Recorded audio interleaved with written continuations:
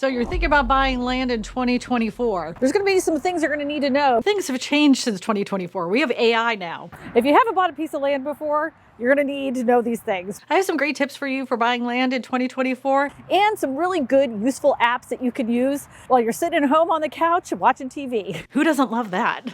I know I do. No matter what piece of land you're looking for, whether it's in a neighborhood or out in the country in a rural area. One of the first apps I want to tell you about is the GIS. This website is a geo-informational system, and it is the usgs.gov. It gives you not only the topography, it can give you land uses, it can give you zoning. It has a lot of great information on there. And my favorite part about it, it's free. My favorite price. But I will give you a word of warning. Once you start down this website, you start looking up all of this information, you're going to start to wonder which information is going to be relevant to what you're specifically doing. Don't get caught down the rabbit hole. Just look for what you need to know. It is a great resource, but check that out first before you think about buying a piece of land. You may find out that, what you want to do on that piece of land isn't going to work for you, just from looking at this specific website. Now, a couple of apps that you may want to know about is ArcGIS and QGIS, are two apps that you can go ahead and download on your phone if you're just wanting to not do it on the old computer. You want it on your phone right here. If you're really interested in a piece of land and you just want to get the information that you wanted, a lot of them have a 7-day trial. Put down all the little pieces of property you want to know about, do it for the 7 days, and just remember to cancel it. Just like everybody is canceling Peacock after they watch that football game recently. I know we are.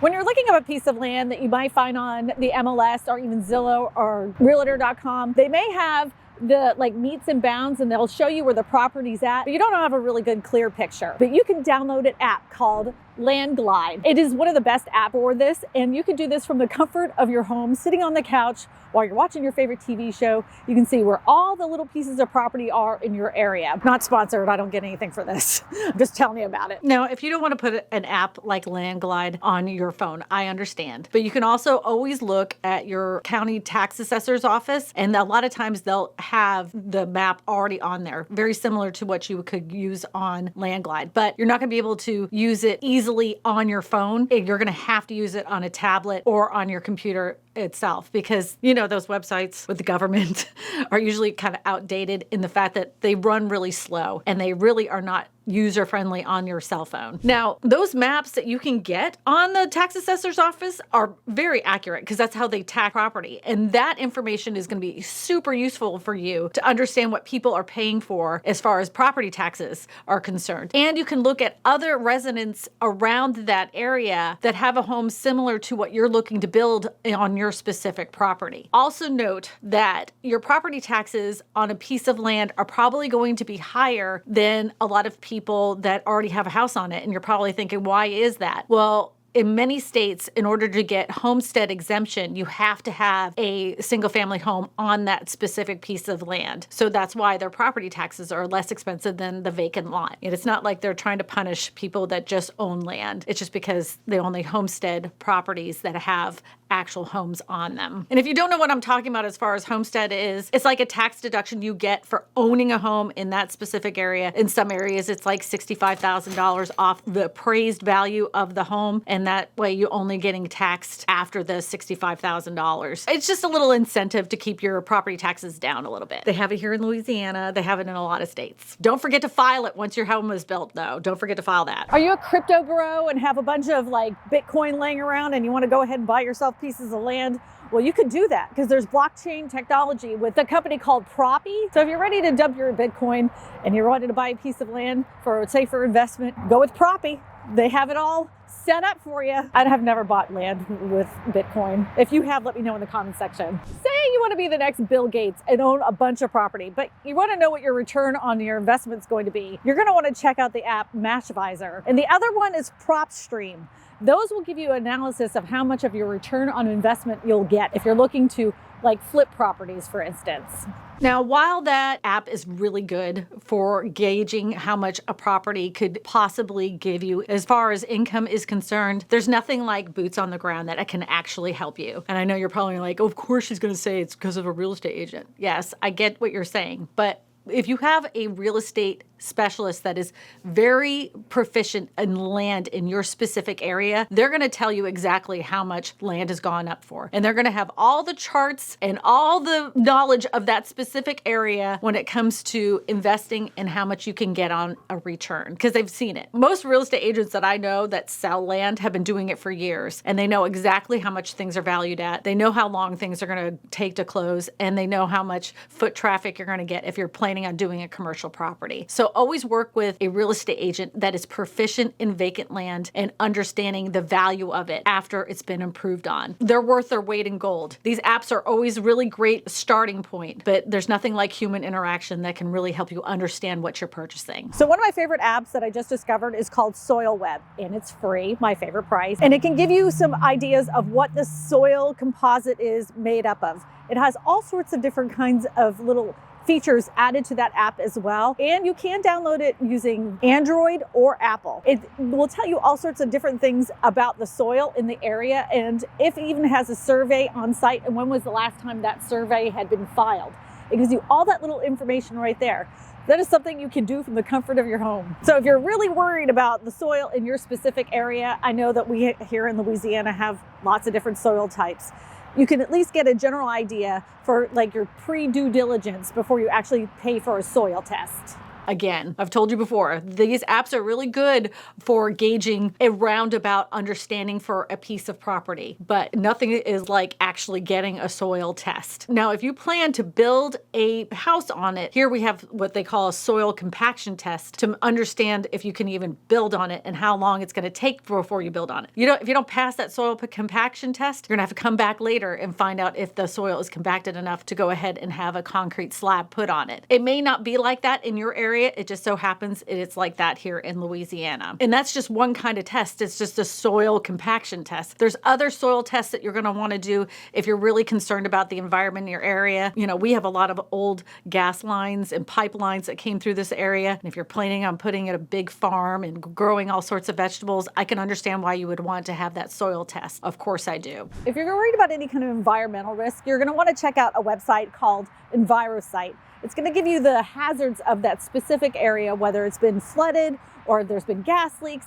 It can give you that pre-information before you decide to sign on the dotted line. Now, this is not any kind of inspection in any way. It's just your due diligence before you buy a piece of property. Now, this isn't an app that you could download for yourself to find anything, but if you're looking for parcels of land in your area, you can find out if that real estate agent or real estate office does any kind of drone mapping of the area. You could actually go to this specific website called Drone Deploy or Pix4D.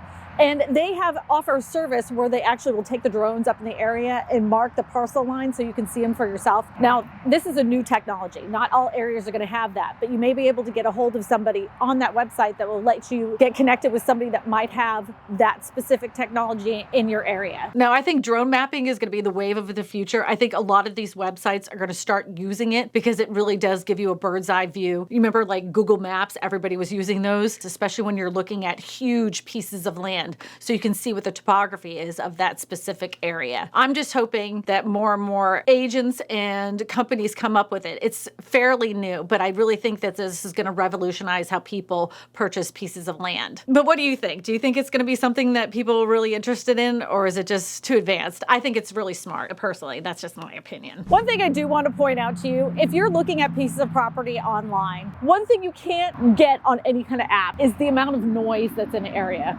You can hear as well as I do. There's a lot of cars going by here. There's a highway right behind here. And if you were just to look at this piece of land online, you would just think it was a little country road. You would have no idea that this was so loud. No matter what you buy, please go and visit it before you sign on the dotted line. Don't just take the word of an app or a real estate agent or a drone shot, because this would drive me insane, literally insane. Now, whenever you're looking at a piece of land, it doesn't matter where you're looking at it, and you're looking at lots of different lots around your area. I want you to go ahead and make yourself a spreadsheet of every piece of dirt that you look at, because no matter what, I'm telling you, they all start running the same in your head. Start adding some details in your spreadsheet about it so that way it can jog your memory. Like, was the area super noisy, or this was a super treed lot and it needs to be cleared. Also know that when you're buying raw land, you need to budget for anything that has to do with the utilities. This could cost you tens of thousands of dollars if you don't understand what it takes to get the utilities out to that specific piece of land. Here's is something you don't have to download, and it's free. Talk to the neighbors.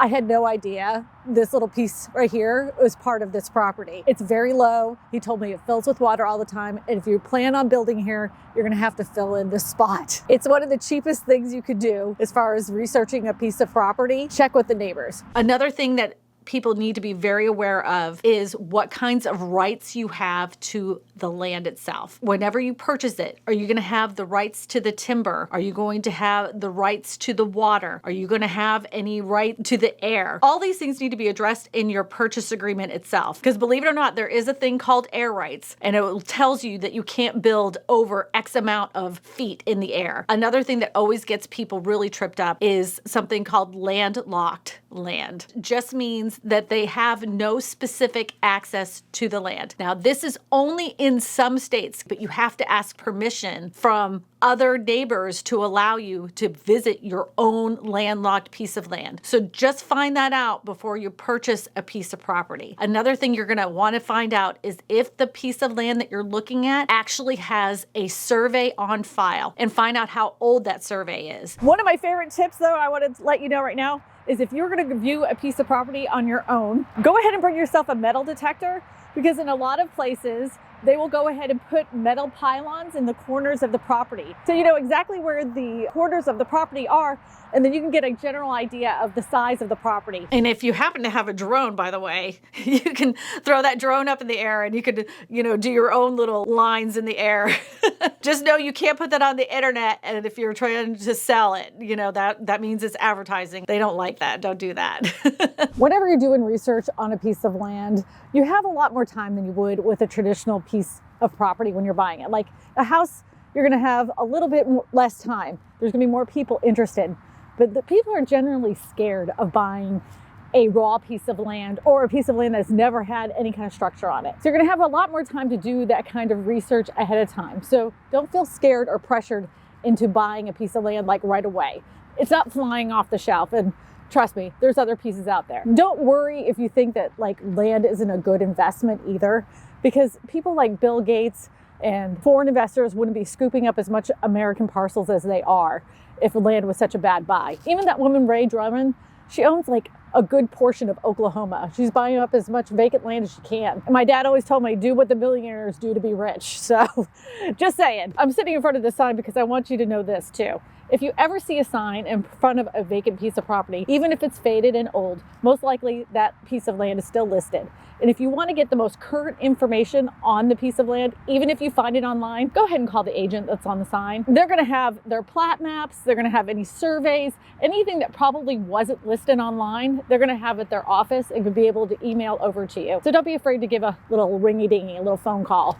So will you be buying a piece of land in 2024? Let me know in the comment section below. In this video, I didn't cover everything you need to know when purchasing land, but I have other videos that cover pretty much everything you could possibly need. My name is Kristina Smallhorn, Your real estate whisperer. and I tell you all this Because good real estate information matters. I have to tell you, it's freaking cold.